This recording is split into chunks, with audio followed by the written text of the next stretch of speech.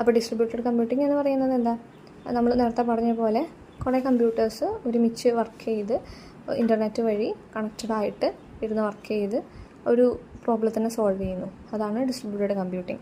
ഇനി എന്താണ് paradigm? Paradigm എന്ന് പറയുന്നത് ഇപ്പോൾ ഏതൊരു ഡിസ്ട്രിബ്യൂട്ടഡ് കമ്പ്യൂട്ടിംഗ് ആണെങ്കിലും അവിടെ എന്തെങ്കിലും ഒരു പാറ്റേൺ അല്ലെങ്കിൽ ഒരു മോഡലിനെ ഡിപ്പെൻഡ് ചെയ്തിട്ടായിരിക്കും എന്ത് ചെയ്യുന്നത്, അവർ വർക്ക് ചെയ്യുന്നതാണെങ്കിലും അവരുടെ എല്ലാ കോംപ്ലക്സിറ്റി അവർ സോൾവ് ചെയ്യുന്നതൊക്കെ. അപ്പോൾ ആ ഒരു പാറ്റേൺ അല്ലെങ്കിൽ ഒരു മോഡലിനെയാണ് നമ്മൾ പാരഡിം എന്ന് പറയുന്നത്. അപ്പോൾ നമ്മൾ ഡീറ്റെയിൽ ആയിട്ട് എന്താണ് ഡിസ്ട്രിബ്യൂട്ടഡ് കമ്പ്യൂട്ടിംഗ് എന്ന് പഠിക്കാൻ പോവാണ്.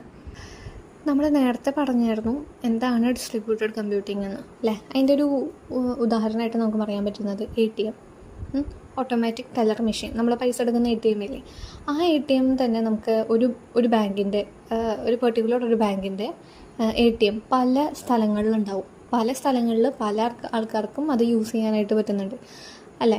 അപ്പോൾ അത് ഡിസ്ട്രിബ്യൂട്ട് ചെയ്ത് വെച്ചിരിക്കുകയാണ്. അതുപോലെ തന്നെ ഒരു ബാങ്ക് എടുക്കുകയാണെങ്കിലും ഇപ്പോൾ നമുക്ക് ഏതെങ്കിലും ഒരു ബാങ്ക് ആയിട്ട് കണക്റ്റ് ആവണം എന്നുണ്ടെങ്കിൽ അതിൻ്റെ ഹെഡ് ഓഫീസിൽ പോകേണ്ട കാര്യമില്ല. കാരണം അതിൻ്റെ ബ്രാഞ്ചസ് പല സ്ഥലങ്ങളിൽ നമ്മുടെ ജനങ്ങൾക്ക് അവൈലബിൾ ആക്കി വെച്ചിട്ടുണ്ട് അല്ലേ. നമുക്ക് മെയിനായിട്ട് ഒരു സ്ഥലത്ത് പോകണമെന്നില്ല. അപ്പോൾ ഇതെല്ലാം കണക്റ്റഡായി വർക്ക് ചെയ്യുന്നതുകൊണ്ടാണ് അതിനെ ഡിസ്ട്രിബ്യൂട്ടഡ് കമ്പ്യൂട്ടിംഗ് സിസ്റ്റത്തിൻ്റെ ഒരു ഉദാഹരണമായിട്ട് പറയുന്നത്. അപ്പോൾ നമ്മുടെ വേൾഡ് വൈഡ് വെബ് നമുക്ക് എവിടെ ഇരുന്നിട്ട് വേണമെങ്കിലും എന്ത് വേണമെങ്കിലും നമുക്ക് എന്ത് ചെയ്യാൻ പറ്റുന്നുണ്ട്, വേൾഡ് വൈഡ് വെബ് വഴി ആക്സസ് ചെയ്യാനായിട്ടും പറ്റുന്നുണ്ട്. അതും ഒരു ഡിസ്ട്രിബ്യൂട്ടഡ് കമ്പ്യൂട്ടിങ്ങിൻ്റെ ഒരു വലിയൊരു എക്സാമ്പിളാണ്. അപ്പോൾ എന്താണ് ഡിസ്ട്രിബ്യൂട്ടഡ് കമ്പ്യൂട്ടിംഗ് എന്ന് പറയുന്നതിൻ്റെ ഒരു ഡെഫിനിഷൻ ഇവിടെ തന്നിട്ടുണ്ട്. Distributed computing is a method of computing in which large problems can be divided in to many small problems which are distributed to many computers. അതായത് കുറേ കമ്പ്യൂട്ടേഴ്സിൽ ആയിട്ട് നമ്മൾ എന്ത് ചെയ്യുന്നു, വലിയൊരു ലാർജ് പ്രോബ്ലത്തെ കുഞ്ഞ് സ്മോൾ പ്രോബ്ലംസ് ആയിട്ട് ഡിവൈഡ് ചെയ്തിട്ട് എന്ത് ചെയ്യുന്നു, പല കമ്പ്യൂട്ടേഴ്സിലേക്കായിട്ട് അസൈൻ ചെയ്യുന്നു.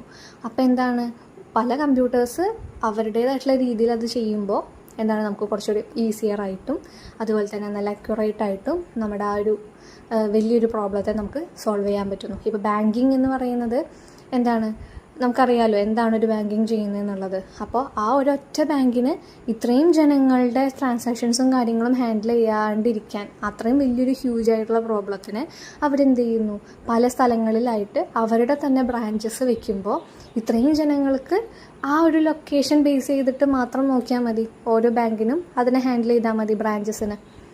അപ്പോൾ അവരുടെ വർക്ക് ലോഡും കുറയാണ്.